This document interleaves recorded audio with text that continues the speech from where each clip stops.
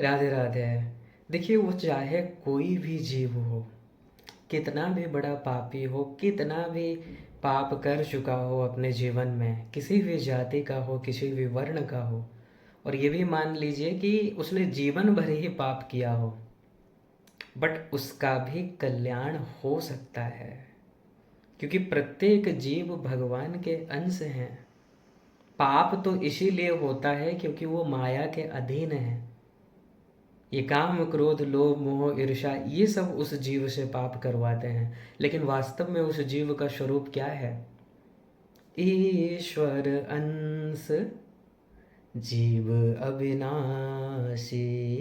ईश्वर अंश जीव अविनाशी।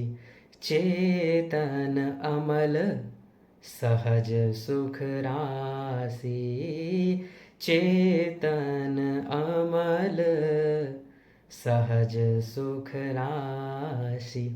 ये जो जीवात्मा है ये भगवान का अंश है, अविनाशी है और निर्मल है, लेकिन अनादिकाल से भगवान से विमुख होने के कारण माया का प्रभाव है और पाप कर रहा है। लेकिन इस जीव का कल्याण हो सकता है, और भगवान का देखिए वचन है, प्रतिज्ञा है, एक बहुत ही प्यारा वचन है। श्रीमद् वाल्मीकि रामायण के युद्ध कांड के 18वें सर्ग का 33वां श्लोक, जहाँ पर भगवान ये प्रतिज्ञा ले रहे हैं, अर्थात भगवान ये व्रत ले रहे हैं। क्या व्रत? कि शक्रदेव प्रपन्नाय तवास्मीति च याचते। शक्रदेव प्रपन्नाय तवास्मीति च याचते। अभयं सर्वभूतेभ्यो ददाम्येतद्व्रतं मम। प्रभु कहते हैं ये मेरा व्रत है, ये मेरी प्रतिज्ञा है। क्या? कि वो चाहे कैसा भी जीव हो, कितना भी पतित हो, लेकिन शक्रदेव केवल एक बार प्रपन्नाय मेरे शरणागत हो जाए। शरणागत अर्थात ये नहीं है कि साष्टांग प्रणाम कर ले, वो शरणागत नहीं है। मन बुद्धि से शरणागत हो जाए, क्योंकि पाप तो मन बुद्धि में ही भरे पड़े हैं। बुद्धि को ही घमंड है कि वो भगवान के शरणागत होती नहीं है।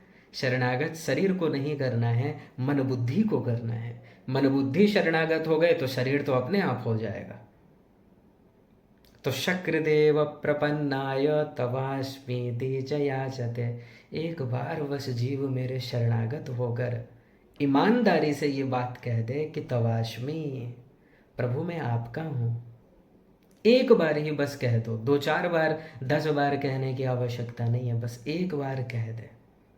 इसलिए कभी भी देखिए निराश मत होइएगा। ये मत सोचिएगा कि हम इतने बड़े पापी हैं, हमको तो भगवान स्वीकार ही नहीं करेंगे या नहीं कर सकते। ऐसा नहीं है, क्योंकि वास्तव में तो आप उनके पुत्र ही हैं। अमृतस्य वै पुत्राः। ये समस्त जीव भगवान के ही पुत्र हैं। अब भला पिता अपने पुत्र को कैसे स्वीकार नहीं करेंगे? और वो पिता जो अत्यंत दयालु हैं, करुणा से भरे हैं। इस संसार में जब तक आप माया के अधीन होंगे तो पाप तो होना ही है, होगा ही पाप। इसलिए मत सोचिए कि पाप इतने हैं तो भगवान स्वीकार नहीं करेंगे। नहीं, भगवान अवश्य स्वीकार करेंगे। बस आप ईमानदारी से उनके शरणागत हो जाइए, अपने को पतित मान लीजिए और उनके शरणागत हो जाइए। क्योंकि भगवान का तो एक नाम पतित पावन है, जो पतितों को पावन करते हैं। फिर वो आपको क्यों स्वीकार नहीं करेंगे? ठीक है, तो कभी ये मत सोचिए कि हम इतने बड़े पापी हैं तो भगवान हमको स्वीकार ही नहीं करेंगे। अगर ऐसा होता तो प्रभु आपको ये मनुष्य शरीर देते ही क्यों? अगर ऐसा होता, ये वेद शास्त्र किसके लिए हैं? ये मनुष्यों के लिए ही तो हैं। मनुष्य शरीर मिला, भारत में जन्म मिला, तत्वज्ञ महापुरुष मिल गए, कितनी कृपा हो गई भगवान की आपके ऊपर। इसलिए ये मत सोचिएगा कि भगवान स्वीकार नहीं करेंगे। अरे भगवान तो प्रतिक्षण आपको स्वीकार करने के लिए व्याकुल हैं, दोनों भुजाओं को फैलाकर आपके तरफ खड़े हैं। लेकिन जीवात्मा ही हटी है। वो माया के प्रभाव में होने के कारण वो भगवान को मान ही नहीं रहा है अपना। इस संसार में इतने चप्पलें खा चुका है, लेकिन फिर भी संसार की ओर भागता है। तो बस भगवान के शरणागत हो जाइए। प्रभु को कह दीजिए कि प्रभु मैं आपका हूँ, मेरा प्रत्येक संबंध केवल आपसे ही है, आप ही मेरे हैं, एक बार बस कह दीजिए।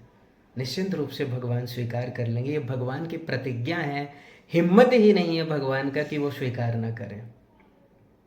क्योंकि पाई न केहि गति पतित पावन, राम भज सुनो सठ मना। गणिका अजामिल व्याध गिध, गजादि खल तारे घना।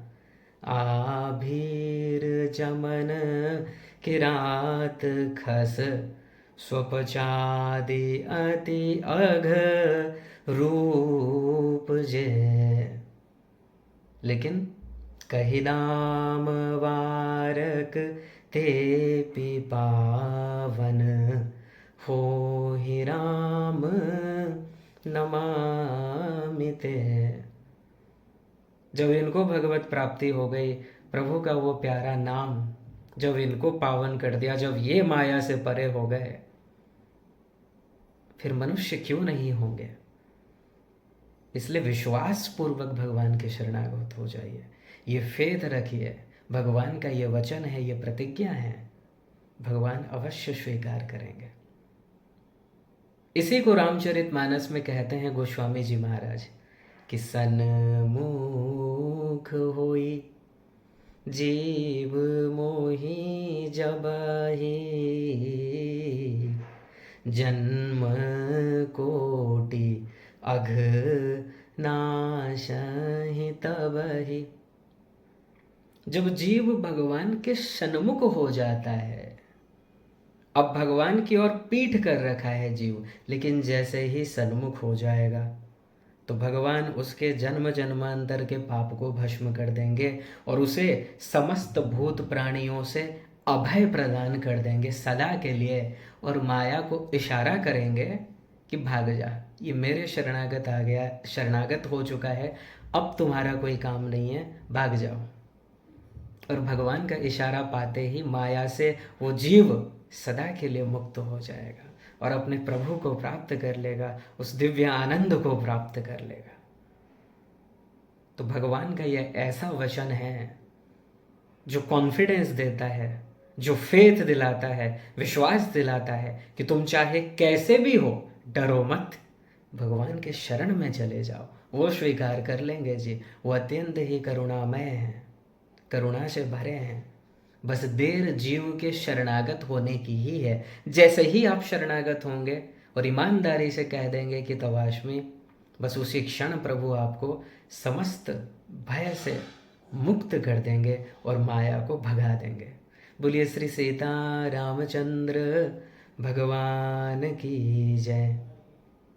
जय जय श्री राधे, जय जय श्री सीताराम।